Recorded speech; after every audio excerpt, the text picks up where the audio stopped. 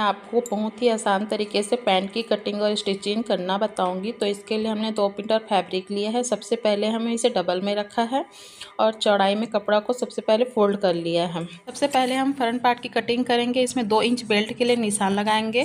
फिर लेंथ के लिए हम रेडी लेंथ 39 इंच ले रही हूँ। इसमें 2 इंच मार्जिन लेंगे बॉटम के लिए। इस प्रकार हम 41 पर एक स्ट्रेट लाइन खींच लेंगे नीचे की तरफ और फिर इसे कमर का निशान लगाएंगे। ऊपर में इसके स्ट्रेट लाइन खींच लेंगे बॉटम के लिए 2 इंच निशान लगा के। अब हम कमर का निशान लगाएंगे। इसके लिए हम हिप साइज का 4th भाग प्लस 2 इंच मार्जिन लेंगे। तो जैसे हमारा हिप साइज 38 है तो उसको डिवाइड करेंगे 4 से, तो हमारा 9.5 इंच होगा। उस पर हम 2 इंच प्लस करके 11.5 पर निशान लगाएंगे। कमर से नीचे आसन के लिए भी उसी प्रकार हमें 11.5 पर ही निशान लगाएंगे और स्ट्रेट लाइन एक ड्रॉ कर लेनी है हमें और 2 इंच पर निशान लगा के आसन की गोलाई दे देनी है। इस प्रकार हम आसन की गोलाई देने के बाद में हम इसकी लंबाई मेजरमेंट करेंगे। जिसमें हमको 14 इंच आता है तो उसका हाफ 7 इंच पर हम मार्किंग कर लेंगे। वैसी तरह बॉटम की कटिंग करेंगे, बॉटम की मार्किंग करेंगे तो उसमें भी हम 7 इंच पर निशान लगा लेंगे और हमारी बॉटम 7 इंच ही है तो हम 3.5 इंच उस तरफ निशान के और 3.5 इंच इस तरफ निशान के मार्किंग करने के बाद हम उसे कर्व स्केल से ड्रॉ कर लेंगे। इससे पेंट का शेप अच्छा आता है।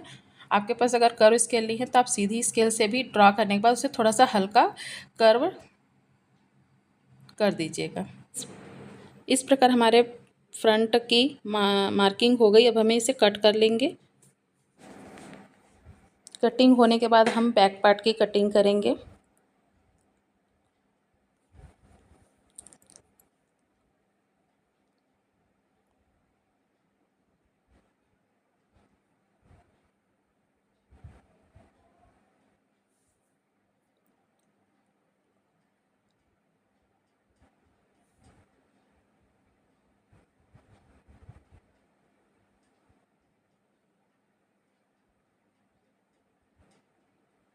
सावधानी से इसे हम कट कर लेंगे।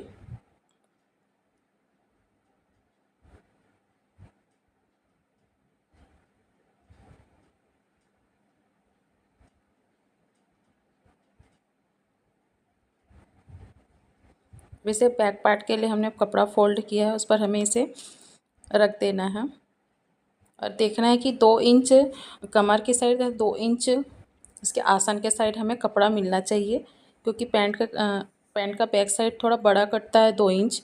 इस प्रकार हम 2 इंच पे इसका निशान लगा लेंगे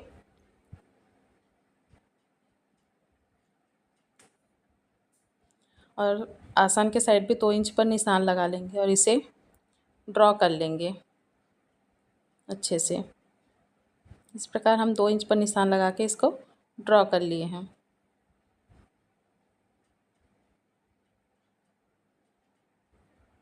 और इसे कर्व लाइन से, कर्व स्केल से स्ट्रेट हमें इसे मिला लेना है इस प्रकार से।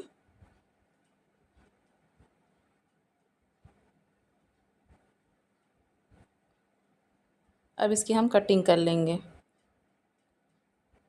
अरे मैं साइड में मिलाना भूल गई थी, साइड में भी हम इसको मार्किंग कर लेंगे इस प्रकार से।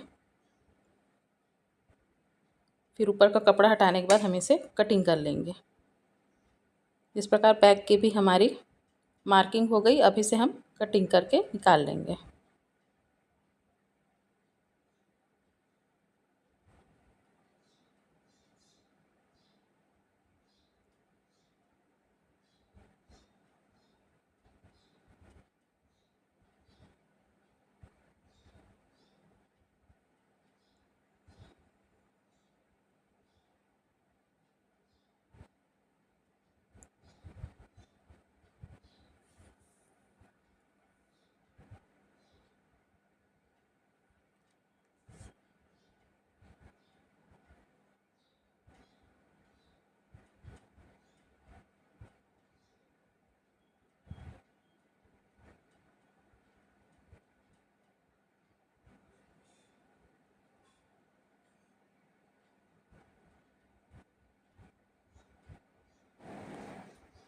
इस प्रकार इसकी कटिंग होने के बाद चलिए इसको आपको मैं स्टिच करना सिखाती हूँ।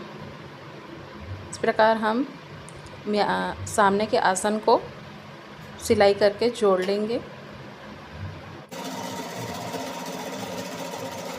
सामने के पार्ट को आसन के पार्ट को जोड़ेंगे, पीछे के पार्ट को अलग से जोड़ना है। ये सामने का पार्ट है, आसन का पार्ट, इसको हम इस तरीके से सिलाई करके जोड़ लेंगे। इसी तरीके से पीछे के आसन के पार्ट को भी हमें सिलाई करके जोड़ लेना है। और एक के ऊपर पीछे वाले कटिंग के ऊपर सामने वाला कटिंग इस प्रकार से रखेंगे और उसकी अंदर वाली सिलाई को हम जोड़कर, अंदर वाले भाग को जोड़कर हम उस पर एक सिलाई लगा लेंगे ऐसे। इस पर सिलाई के बाद हम नीचे मोहरी बनाना है हमें, तो मोहरी के लिए हमने 2 इंच छोड़ा था, तो आधा इंच हमें पहले फ़ोल्ड करना है, उसके बाद 1.5 इंच का फ़ोल्ड करके हमें सिलाई लगा लेनी है। इस प्रकार से दोनों मोहरी हमें रेडी कर लेना है। रेडी होने के बाद हम इसे बराबर रखते हुए, मोहरी की सिलाई इसको बराबर रखते हुए 2.5 इंच नीचे मोहरी की तरफ 2.5 इंच का निशान लगा लेंगे दोनों साइड, और साइड से सिल लेंगे। यहाँ से हम 2.5 इंच पर निशान लगा लेंगे। दोनों साइड 2.5 इंच का निशान लगाने के बाद इसकी हम साइड से सिलाई कर लेंगे। दोनों साइड से हम सिलाई कर लेंगे, और जैसे सूट के चौक बनाते हैं हम साइड वाली चौक, वैसे ही इस पर इसकी चौक बना लेंगे और सिल लेंगे।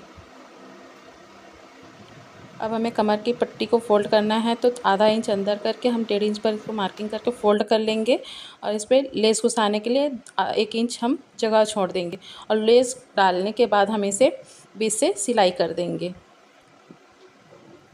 ये हमारा सिल गया। इस पर आधा इंच का जगह छूटा, इसके अंदर हम लेस घुसा के इसको बीच से सिलाई कर देंगे। लेस के लिए हम जितनी हमारी लंबाई